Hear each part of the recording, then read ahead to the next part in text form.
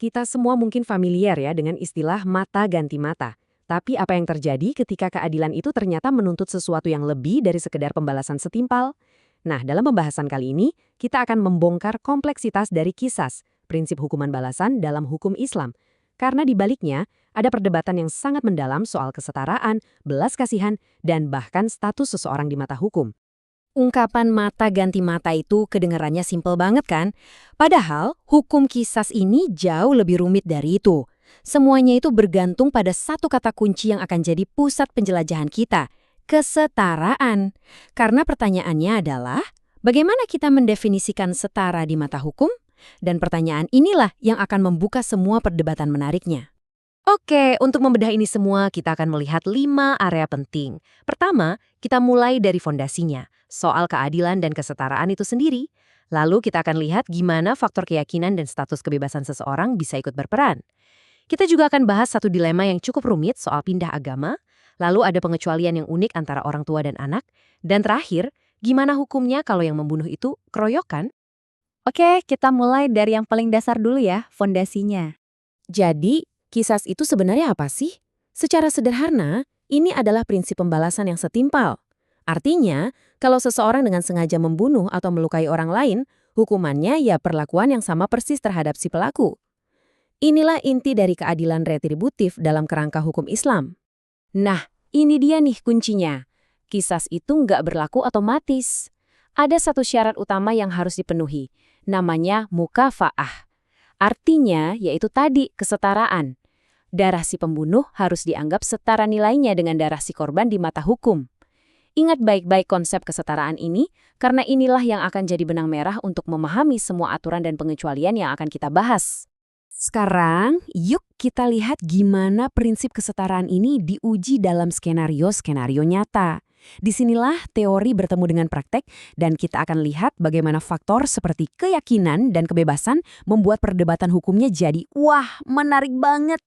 Kita mulai dari kasus soal keyakinan. Skenario pertama, seorang non-muslim membunuh seorang muslim. Nah, dalam kasus ini, para ulama sepakat qisas bisa diterapkan. Tapi, gimana kalau dibalik? Seorang muslim membunuh seorang non-muslim. Disinilah perdebatannya muncul. Pandangan mayoritas ulama menyatakan qisas tidak berlaku, karena syarat kesetaraan dari perspektif hukum saat itu dianggap tidak terpenuhi. Pandangan mayoritas ini dasarnya adalah hadis spesifik ini. Tapi penting banget nih untuk dicatat, ini bukan satu-satunya pandangan. Ada misalnya Imam Abu Hanifah yang berpendapat kalau non-muslim tersebut adalah seorang dhimmi, artinya warga yang hidup di bawah perlindungan negara Islam, maka darahnya dilindungi dan qisas tetap berlaku. Ini menunjukkan betapa dinamisnya perdebatan dalam fikih Islam. Logika yang mirip-mirip soal status dan kesetaraan ini juga berlaku dalam konteks kebebasan. Para ulama sepakat kalau seorang budak membunuh orang merdeka, qisas diterapkan.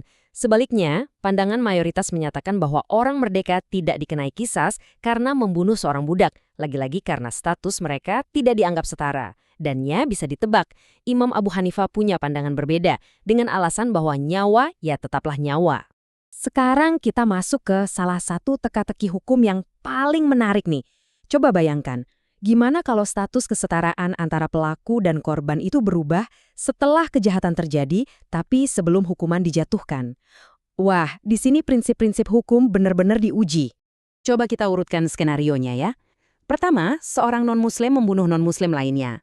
Pada saat kejahatan terjadi, mereka kan statusnya setara, jadi qisas seharusnya berlaku. Tapi, yang kedua, sebelum dieksekusi, si pembunuh ini masuk Islam. Nah, disinilah dilemanya. Apakah kita jadi menghukum seorang muslim atas pembunuhan seorang non-muslim? Inilah inti dari pertanyaannya. Patokannya itu waktu kapan? Apakah status para pihak saat kejahatannya dilakukan? Atau status mereka saat hakim mau ketuk palu? Jawaban atas pertanyaan ini benar-benar menentukan hidup atau matinya si pelaku. Jadi, ada dua kubu besar dalam masalah ini. Pandangan mayoritas bilang, qisas tetap berlaku. Logikanya, kesetaraan itu dinilai pada saat kejahatan itu sendiri terjadi. Tapi, di sisi lain, ada ulama seperti Al-Auza'i yang berpendapat sebaliknya. Menurut beliau, pada saat hukuman akan dijatuhkan, orang ini kan statusnya sudah muslim, jadi ia dilindungi oleh hadis yang tadi kita bahas. Terus, solusinya gimana dong? Nah, ternyata ada jalan tengah yang menarik. Semuanya kembali ke kebijaksanaan hakim. Kalau hakim menilai si pembunuh ini masuk Islamnya tulus, bukan sekedar trik buat lolos dari hukuman, maka hakim bisa membatalkan kisas. Sebagai gantinya, pelaku wajib membayar diat atau uang darah kepada keluarga korban. Ini menunjukkan gimana hukum bisa jadi fleksibel untuk mempertimbangkan niat di balik sebuah tindakan. Oke, kita beralih ke pengecualian kunci lainnya. Kali ini berfokus pada hubungan yang paling unik dan mendasar antara orang tua dan anak. Di sini, hukum seakan-akan tunduk pada ikatan alami. Aturan mayoritas dalam fikih Islam menyatakan sesuatu yang mungkin akan cukup mengejutkan. Seorang ayah atau ibu tidak dikenai kisas karena membunuh anak mereka. Ini kedengarannya kontroversial banget ya, tapi coba kita lihat dulu landasan filosofis dan hukum yang sangat spesifik di baliknya. Logikanya begini, orang tua itu adalah sebab atau penyebab dari adanya si anak. Si anak ini adalah akibatnya. Dalam kerangka hukum ini, si akibat tidak bisa menjadi alasan untuk menghilangkan penyebab eksistensinya. Selain itu, ada juga asumsi mendasar bahwa cinta orang tua itu begitu kuat, sehingga kalaupun mereka sampai melakukan tindakan mengerikan seperti itu, pasti ada alasan yang sangat luar biasa di baliknya, yang mengurangi kadar kesengajaannya di mata hukum. Nah, kasus terakhir kita ini membahas sebuah masalah yang sangat relevan sampai hari ini. Gimana hukum menangani tanggung jawab kolektif? Apa yang terjadi kalau sekelompok orang bersama-sama melakukan satu pembunuhan? Pertanyaannya sangat langsung. Bayangkan ada 10 orang bersekongkol dan bareng-bareng membunuh satu orang. Apakah ke-10 orang itu semuanya bertanggung jawab penuh dan menghadapi hukuman mati, atau tanggung jawabnya dibagi-bagi? Jawaban menurut mayoritas ulama itu tegas banget. Ya, ke-10 orang itu semuanya bisa dieksekusi. Logikanya sederhana, yaitu untuk menutup celah hukum. Kalau tidak, orang bisa dengan mudah menghindari hukuman mati dengan cara membunuh secara berkelompok. Aturan ini memastikan bahwa kolaborasi dalam kejahatan tidak menjadi jalan keluar. Bobot aturan ini diperkuat oleh presiden historis yang sangat kuat dari Khalifah Umar bin Khattab. Pernyataannya yang terkenal ini menunjukkan betapa seriusnya pandangan hukum Islam terhadap pertanggungjawaban kolektif dalam kasus pembunuhan. Tapi, ini bagian yang sangat penting. Meskipun hukum mengizinkan pembalasan penuh, keputusan akhir justru ada di tangan keluarga korban. Mereka punya beberapa pilihan. Mereka bisa menuntut eksekusi untuk semua pelaku, atau mereka bisa memilih untuk mengeksekusi sebagian dan menerima kompensasi finansial dari yang lain. Dan yang terpenting, mereka punya hak untuk memaafkan semuanya dan hanya menerima satu pembayaran diat penuh yang dibagi di antara para pelaku. Jadi pada akhirnya, apa yang kita lihat, kisas itu bukanlah seperangkat aturan hitam putih yang kaku.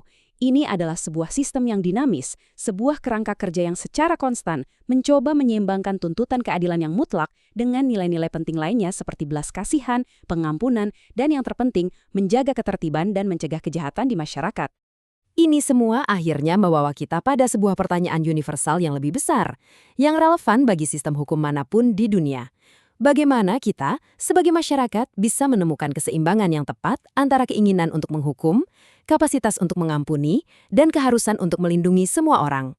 Ini adalah pertanyaan yang terus diperdebatkan oleh para ahli hukum dan filsuf hingga hari ini.